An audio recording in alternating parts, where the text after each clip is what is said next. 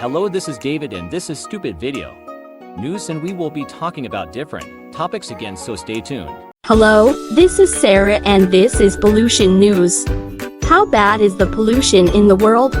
Air pollution is described as a silent killer because it is rarely the direct cause of death. Rather, air pollution is the world's fourth leading contributing cause of early death, accounting for 29% of all deaths and disease from lung cancer, 17% of all deaths and disease from acute lower respiratory infection. How much of the world is polluted? 99.999% of the world's population are breathing unsafe air. Practically nowhere on Earth is safe from toxic air pollution, a new study has revealed. According to Australian research, just 0.18% of global land area is free from dangerous particulate matter PM2.5. How much do we pollute a day? Knowing that we breathe between 540 to 5 L of air per minute depending on the activity we're doing, we can work out how many PM2.5 particles we breathe in one day based on the AQI data. The result is we're breathing around 220 million tiny PM2.5 particles every day, or just over 2,500 per second. How can pollution be reduced? 1. Reduce the number of trips you take in your car. 2. Reduce or eliminate fireplace and wood stove use. 3. Avoid burning leaves, trash, and other materials. 4. Avoid using gas-powered lawn and garden equipment. So that's it in this video. Let's get to another topic. Hello, this is Richard, and I am going to be talking about a VPN. What is a VPN? And what does it do?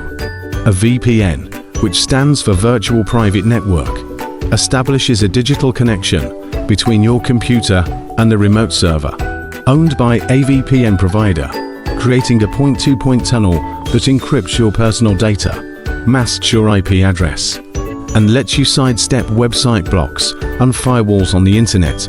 What is the point of using a VPN? Using a VPN is one of the best ways to protect against these growing online threats. VPN advantages. VPNs allow users to hide their network information and safely browse the web, no matter their location. While not always ideal, the use of a VPN is often the most affordable and secure way to protect oneself online. When should you use a VPN? When accessing sensitive information. If you're accessing sensitive information online, you should use a VPN to protect your data. Information such as your bank account or health records is a prime example of sensitive information. A VPN encrypts your data and routes it through its secure servers. What is the number 1 best VPN? EXPRESSVPN. EXPRESSVPN. Best VPN overall. Privacy is important, to be sure, but so are performance, extra features, a wide country selection, and ease of use. EXPRESSVPN has it all, making it our top choice for VPN. So that's it for a VPN. Let's talk about another topic. Hi, I'm Seth. I am going to talk about them like special discount cards you get in supermarkets. The way some retailers advertise their prices under this system feels misleading. The reason for using Sainsbury's Nectar card and Tesco's Club card has changed drastically over the past few years. Using one of these cards used to mean that you collected a number points per pound spent. And once you had enough of them, eventually, they could be exchanged for money off your next shop. Now, the savings are immediate. It's called a dual pricing system. But the way supermarkets advertise their prices under this system is misleading. It creates an illusion of a saving, which does not exist. There's a price for card holders and one for non-card holders. The cost before using a loyalty card is made up. Products are advertised as being half price under the scheme, when actually, it's just double without one. It's like a charge for not signing up. Boots have started doing it too, and I even saw one renegade employee checking elderly customers out with her own when they said they didn't have one. These prices have got out of hand, and they hurt shoppers who aren't so digitally savvy. Consumers have no choice but to sign up to loyalty schemes and hand over their data, which is sold on to third parties. And it was reported that Tesco and Sainsbury's made $300 million doing it. It's a running joke on TikTok and has inspired videos and memes from consumers who can clearly spot what they're doing. But it doesn't matter that we know it's a scam. There's a fee for not using their cards and giving them our data. We can't afford not to. I guess at some point, these companies realized that our data was inherently valuable and essentially profitable. Then they noticed that we weren't using our loyalty cards enough, because we weren't motivated by the 80p worth of points we saved a week. Except, they didn't want to actually give us anything for it, so they just forced us to hand it over instead. It's similar to Amazon's move to make us watch ads on streaming subscriptions we pay full price for. There's no discount, no incentive. They just want to make more money from their customers without giving them anything in return. We watch ads, they get paid. The thing is, instead of feeling satisfied at having a bargain, I feel conned. And it's not exactly a loyalty card when we have one for every competitor. I'm not loyal to any of them. I just can't afford to accidentally walk into a shop I don't have a card with and pay $8 for a meal deal. Over Christmas it was particularly extreme, with reports showing shoppers pay 40% more for Christmas dinner if they didn't have a loyalty card. So I would deduce that those data sets must have been more valuable to the 300 plus business partners listed on supermarket sites that our data is sold to.